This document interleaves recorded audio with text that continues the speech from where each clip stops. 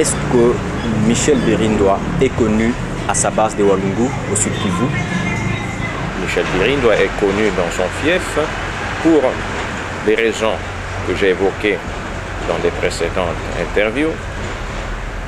La première est celle que mon père était de là-bas et donc avec les fonctions qu'il a occupées dans ce pays, son nom a été mémorisé dans les mémoires et les esprits de tous mes compatriotes du terroir de Walungu, qui est le territoire d'origine dans tous les villages, dans la province. Donc c'est un nom qui a, disons, une diffusion nationale et en particulier dans le territoire d'origine.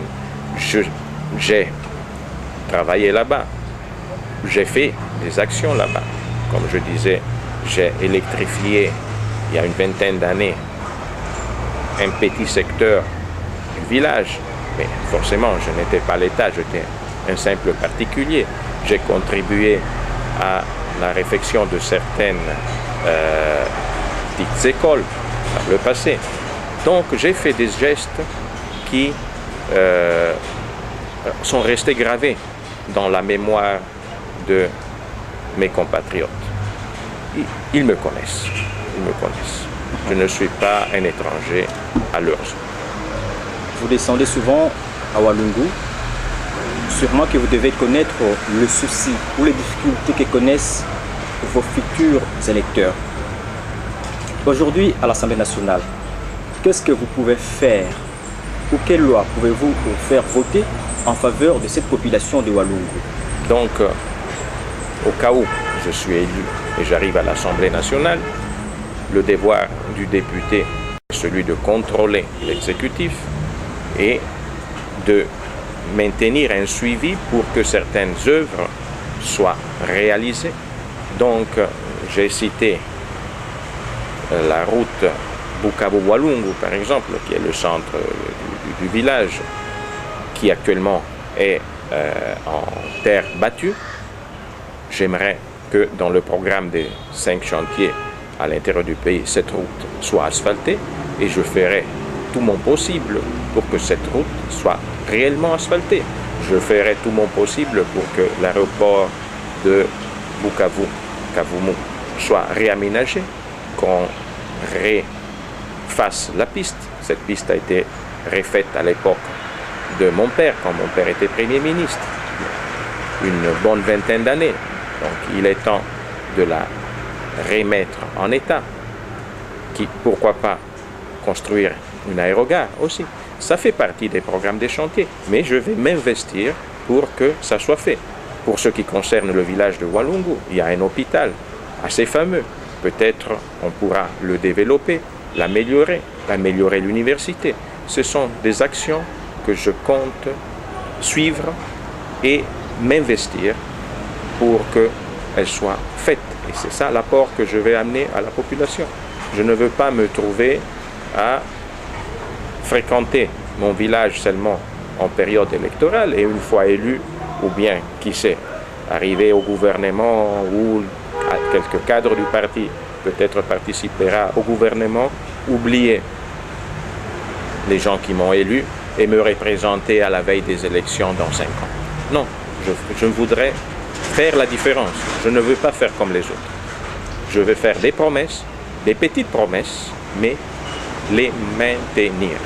Parce qu'on ne peut pas promettre la lune. C'est inutile que je dise on va faire ceci, on va faire cela. Mais on va faire l'essentiel pour apaiser les difficultés de notre population rurale. C'est une population agricole, donc une route déjà leur permet de transporter ce qu'ils produisent facilement et donc de s'enrichir. Comme je disais, la richesse commence par le travail. C'est un peu mon motus. Vous êtes fils d'un grand politicien connu dans son pays. Qu'est-ce que vous retenez de votre père?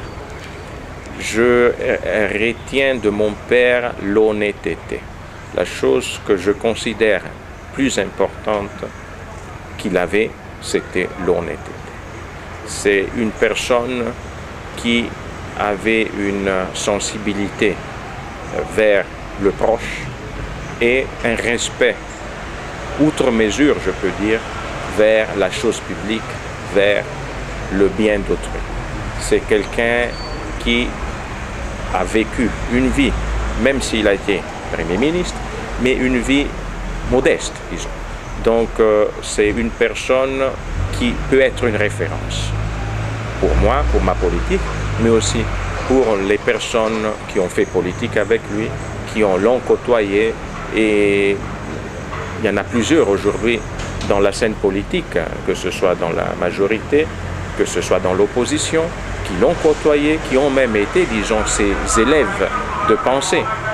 Et c'est pour cela que je me dis, je voudrais maintenir ses traces et maintenir sa pensée.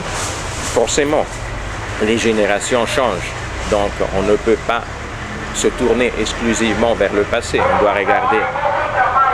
doit regarder vers l'avant, on doit regarder le futur et on doit penser à un esprit jeune, avec un esprit de nos générations. Comme je disais, je me reconnais entièrement dans la génération Kabila.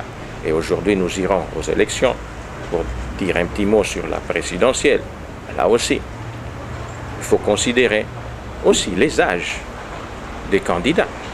Regardons de l'avant, regardons la jeunesse. C'est mieux avoir des dirigeants jeunes qu'avoir des dirigeants qui appartiennent à nos grands-pères au passé. C'est une société qui évolue. Dans la technique, si vous voyez aujourd'hui, si vous demandez à n'importe quel citoyen du monde, est-ce que vous voulez rentrer au vieux téléphone ou vous êtes content d'avoir un téléphone cellulaire? Il n'y a personne qui voudra rentrer en arrière. Les évolutions sont dans la nature, dans l'espèce humaine. Donc, aujourd'hui, l'évolution, c'est avec la jeunesse. C'est avec les gens qui ont un esprit de futur, un esprit de construire. Ils voient devant. Regardez bien la caméra, candidat député, lancez le message à votre électorat de Walungu. À mon électorat de Walungu, je me dis que le choix de l'élection, c'est une chose très importante et qu'il soit fait selon conscience. La compétition avec différents concurrents, comme je disais, est complexe et je voudrais qu'on ne se base pas seulement sur la distribution de biens matériels, mais aussi sur un choix moral et choisir avec une conscience vos futurs dirigeants, vos futurs représentants.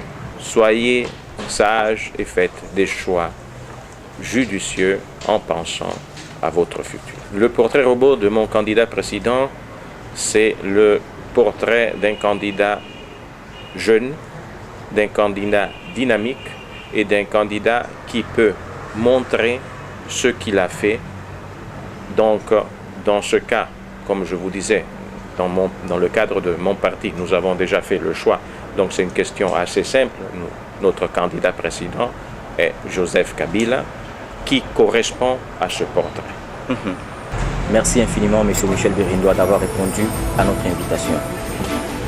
Merci.